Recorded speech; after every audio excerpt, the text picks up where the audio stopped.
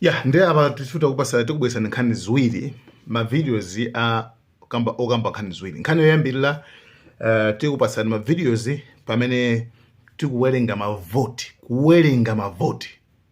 Right?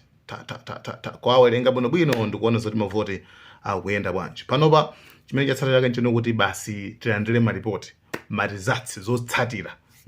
Madzulo omwe ano tilandire ndithu tione kuti kodi wapambana pa zisankho zimene zizi ndi ndani amene mmawa tikamulumbiritse. Komanso kanyimbo kaja mwina ene timangokamvera kachako kapena chimene timangokamvera pamene kachako kapena kachako original yake kama bwera mu nthawi ngati inuyi.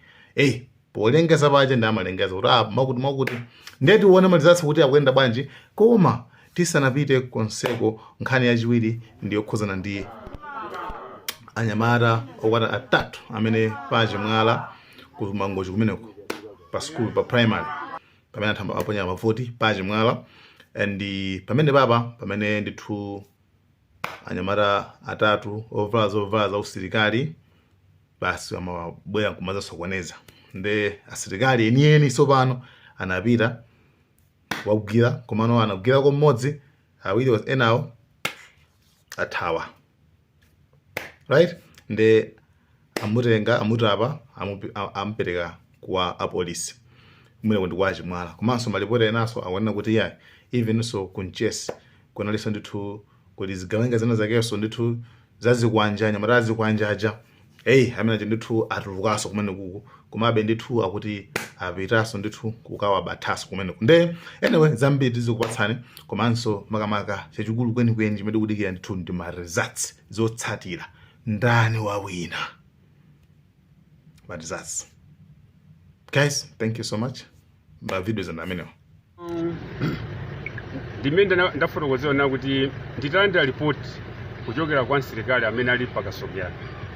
Iye analandira report kuchokera kwa amodzi anthu amene ali kukasogera kuna kuti munsewu mumu muli anthu ali pa njinga ya moto amenewo akupanga zinthu zosokoneza chisankho chifukwa anthu amenewo anavala malaya a uniform ya military. Then nditalandira report imene yoyo ife tinali kwa mpaluka ndipo ona situation ina kuti anthu akuvota ndipo pali pano kuti pali straight pakakhala straight anthu it means atha kusokoneza chisankho ndi tinapanga rush pita area yakasokolayo tili pafupi kufika pa chimwala TDC ndi pamene tinapanga trace njinga ya moto pali anthu atatu plus woyendesa njingayo ndiye wirachi tinatembenuza gamoto zayo titatembenuka nawo tinapanga sport anthu awiri akuthayira mthengo pa njinga ya moto paza panali woyendesa njinga ya moto ndi mmodzi amene tangukirayo. My soldiers who is at Kasogola FP school. In fact, he received a report from one of the civilians around that area that they spotted 3 boys wearing clothes in a military form. They were causing violence, I should say. So when I got that report, by that time I was at the Mbaruk area, so we rushed to assess the situation at Kasogola FP school. When we were about to reach Chimala TDC,